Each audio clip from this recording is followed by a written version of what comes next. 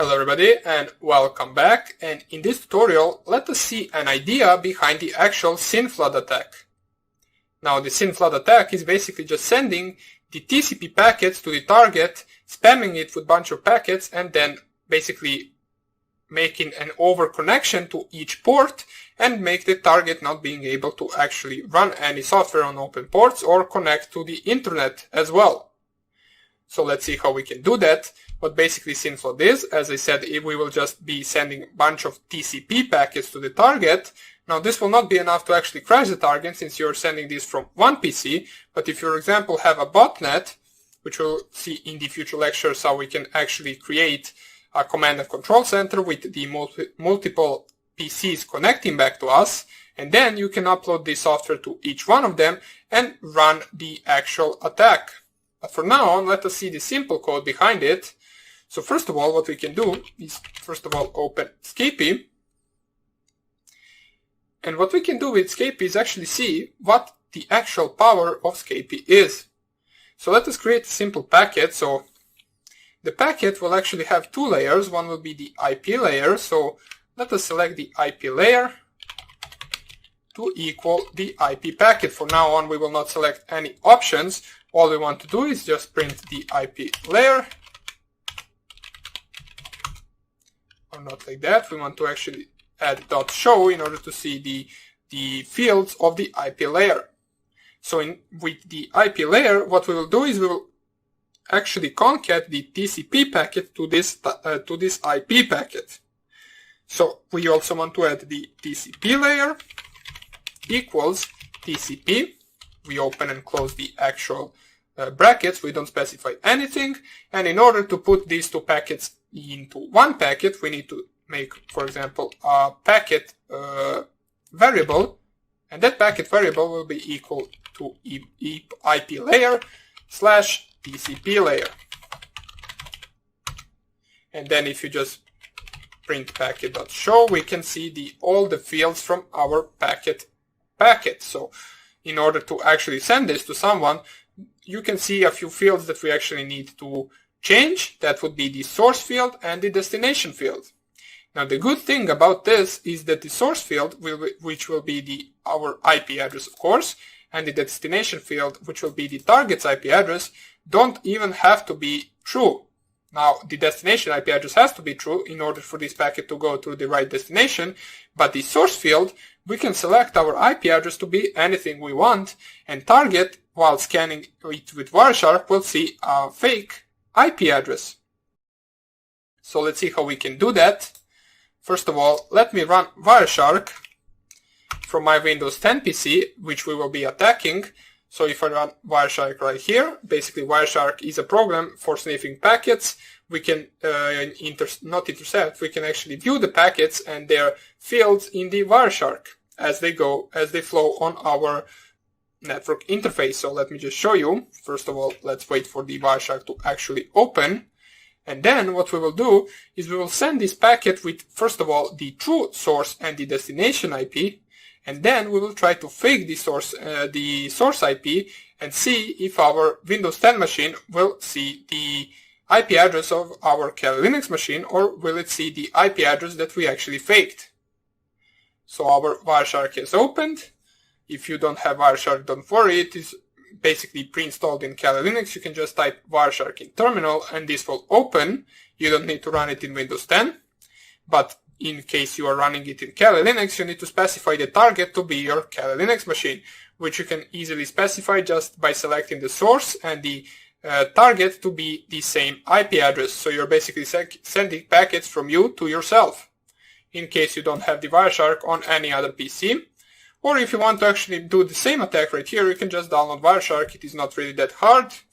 And then you can perform this and inspect the packets that we're going to send. So let's wait for this to load. It is a little bit slow because I'm running a bunch of things such as the actual virtual machine. And while it's actually opening, what we can do is select the source field and the destination field. So the packet.source field we can select to be the IP address of our Kali Linux machine, which is 192.168.1.7, and the packet packet.destination field can be equal to the IP address of our Windows 10 machine, since we are attacking Windows 10, so 168.1.5.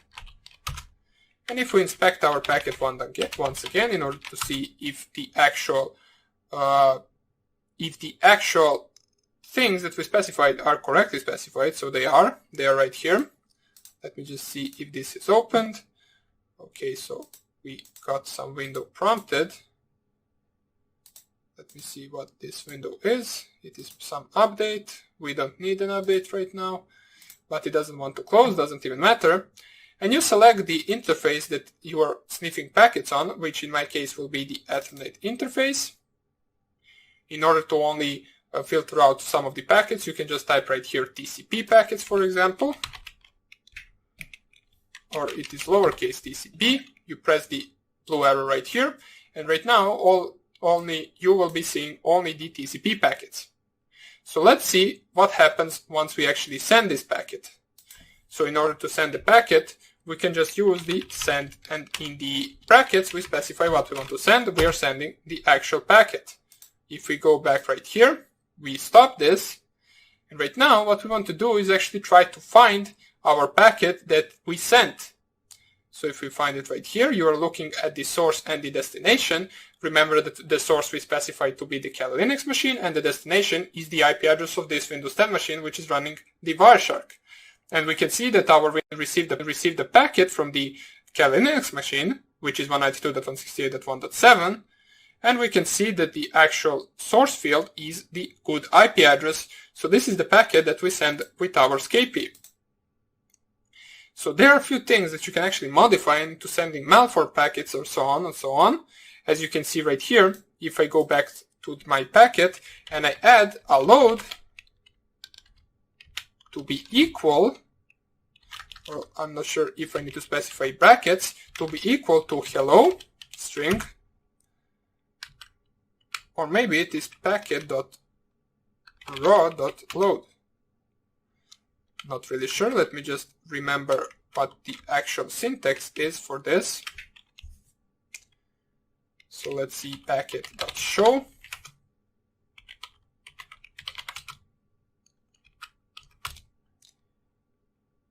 Okay, so yeah, we need to add another layer, which will be the raw layer, I believe. So packet will equal, or another packet, so packet2 can equal raw. Good, so, and all we have to do is make our packet to be equal to the previous packet and then slash packet2. So right now what we have is also a raw layer. If I just print it like this, so packet.show, you can see we have a raw layer that is concatenated to the TCP packet, which is concatenated to the IP packet. And what we can specify in the raw layer is this load field. And in order to do that, we can just type packet.load equals, between the double quotes, hello, this is a secret message. We close the double quotes and we send the packet once again. But before we send the packet, we need to start actually scanning for the packets once again. We do not want to save this. We only filter the TCP packets and we send this packet. We sent one packet, so we can now stop this. We want to find the actual IP address of our Kali Linux machine, so it is .1.7. Let us try to find it. It is not here. Let's go a little bit up. Okay, so here it is. This is the packet that we sent. If I go right here and you go to the transmission control protocol, let me just go right here. You go to the TCP payload, click on that. You can see the TCP payload is 30 bytes. And you can see that we actually send, hello, this is a secret message to our Windows 10 PC. We actually send some data to our Windows 10 PC with our SCPI library. Now let's see how we can actually fake the actual IP address of our Kali Linux machine. So we can do that just by changing this source field right here. So if I just type packet.source equals, for example, let's use the Google IP address, which is 8888. We send that, we start intercepting for packets in our Wireshark, continue without saving, we only scan for TCP packets, we go back here and we send the packet. We go back right here, we close this, and we can see our packet is right here. And in the Windows 10, it pretends that it is a Google server, which it really isn't. We just changed our packet source IP address to be the 8.8.8.8, and it still has the hello, this is a secret message that we encoded into our TCP payload. And as we can see, the Windows 10 has no other way into actually finding out who actually sent this packet. As we can see, all the other fields, the actual Internet Protocol field, let us find it right here, since there should be the source IP address, and we can see that under source IP address is the actual 8.8.8.8. So it really does seem that this packet came from the Google DNS servers, which it really didn't. Now, in order to create the SYN flood, which I talked about, all you have to do is create a packet. So let us go to our Python programs, go to our local network programs, and nano SYN flood.py.